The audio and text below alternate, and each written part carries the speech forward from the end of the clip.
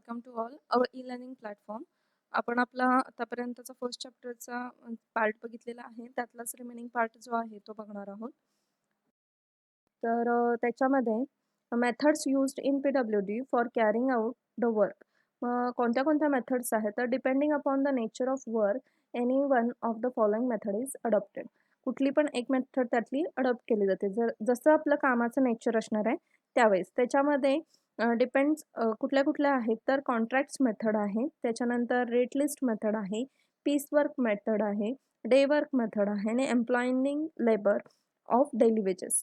एम्प्लॉईंग labour on daily wages म्हणजे काय असणार आहे, तर ते नॉमिनल मस्टर रोल म्हणून एक पॉईंट आहे, त्याच्याशी रिलेटेड आहे ती. तर पहिला आपण कॉन्ट्रॅक्ट मेथड जी असणार आहे ती बघूया.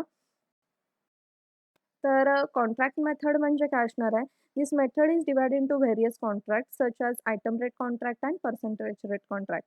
तर ह्याचं जे डिटेलिंग आहे ते आपण नेक्स्ट चॅप्टरमध्ये, म्हणजे आपला जो कॉन्ट्रॅक्टचा चॅप्टर आहे सेकंड चॅप्टर, त्यामध्ये पूर्ण बघणार आहोत. तर ती मेथड ज्या आहेत ह्या दोन्ही काय आहेत एक्सप्लेन मी तुम्हाला त्या ह्याच्यामध्ये करेन. ठीक आहे. कॉन्ट्रॅक्ट मेथडमध्ये दोन पार्ट्स पडतात, item rate contract and percentage rate contract. Next बघा. नेक्स्ट आहे rate list method. Rate list method म्हणजे काय, this is the one of the recognised system of carrying out the petty work costing of 3000 or below. म्हणजे petty work म्हणजे कुठला work असणार आहे, तर ही रिकग्नाइज्ड सिस्टीम आहे. म्हणजे सगळीकडं अशा टाईपची सिस्टीम जी आहे ती यूज केली जाते.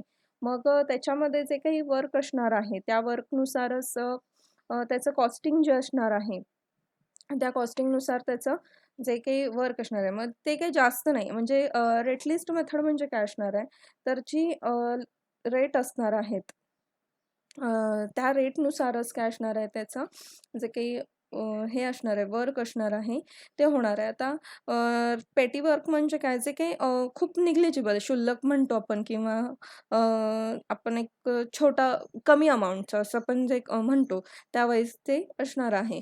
As the work are of small value of contracting firms are not interested, therefore the tenders are not published in newspaper.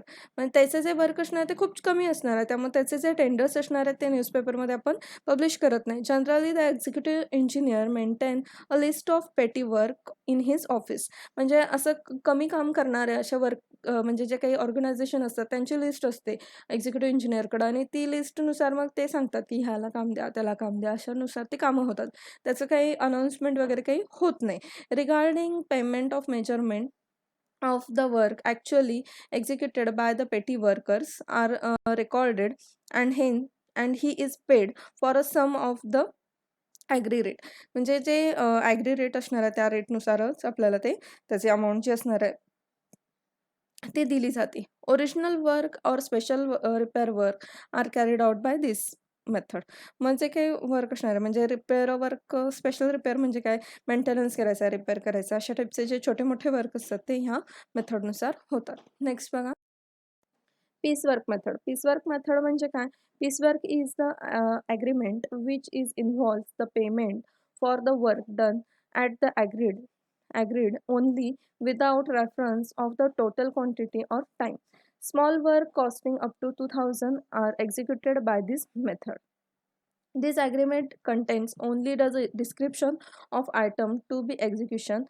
No time limit is mentioned. No quantity of item is given.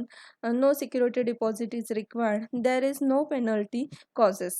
This method is suitable for maintenance and repair work.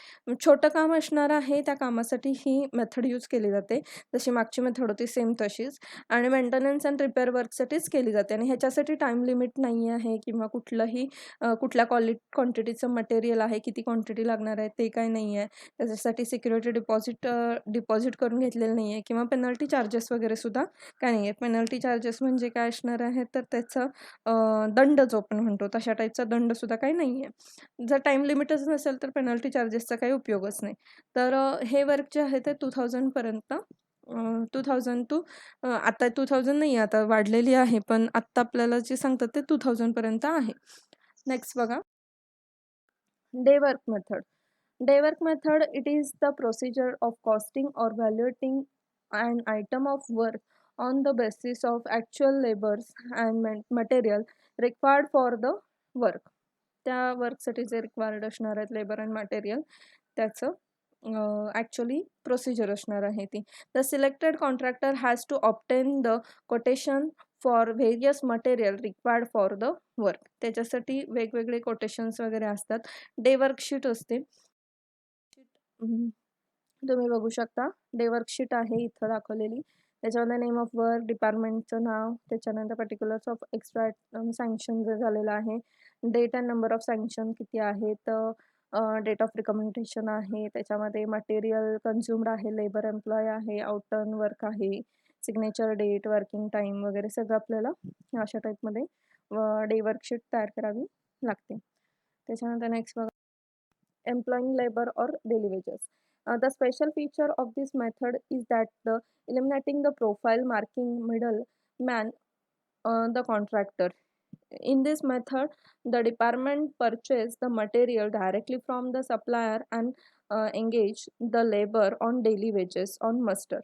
This daily attendance of labor is maintained nominal muster roll. By this method is execute of the work, the profit of the contractor can be saved. The departmental work out to be quote economically. In practically, the actual cost of construction is found to be more than the amount payable to contractor.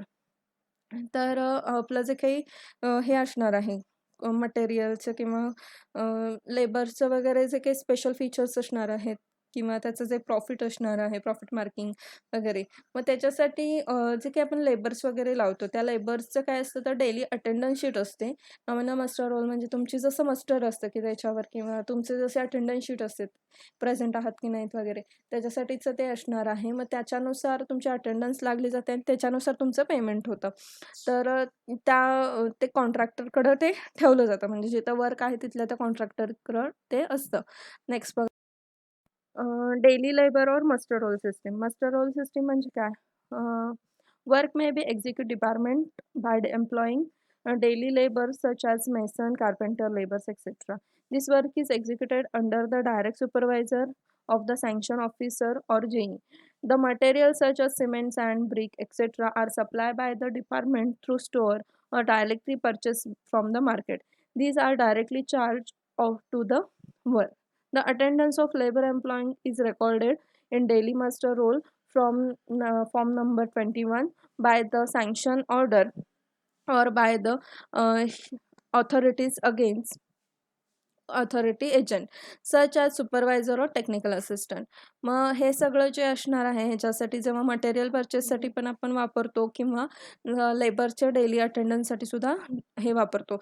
लेबरच्या daily अटेंडन्ससाठी आपण form number 21 use करतो आणि बाकीचे सगळे जे purchase values वगैरे आहेत purchase orders वगैरे आहेत ते सगळ्याचे आपल्याला वेगळे असे एक वेगळं आपल्याला अशी फाईल्स करावी लागते. त्याच्यानंतर नेक्स्ट बघूया आपण. तर इथं तुम्हाला फॉर्म नंबर 21 दिसत आहे. तर ह्याच्यामध्ये फॉर्म नंबर 21 मध्ये तुम्ही जर बघितलात तर त्याच्यामध्ये वाउचर्स वगैरे आहेत म्हणजे कुठलं काय यूज करायचं कसं यूज करायचं वगैरे. त्याच्यानंतर कॅटेगरीज लेबरच्या कॅटेगरीजचा सिरियल नंबर त्याचं नाव वगैरे म्हणजे जे आपलं मस्टर असतं टोटल तुमचं तशा टाईपमध्ये आहे. ते अशा टाईपमध्ये तुमचा फॉर्म नंबर 21 दिसणार आहे. तर आता आपला हा फर्स्ट चॅप्टर इथं कंप्लीट झालेला आहे. आपण नेक्स्ट व्हिडिओपासून सेकंड चॅप्टर स्टार्ट करणार आहोत. Okay, thank you.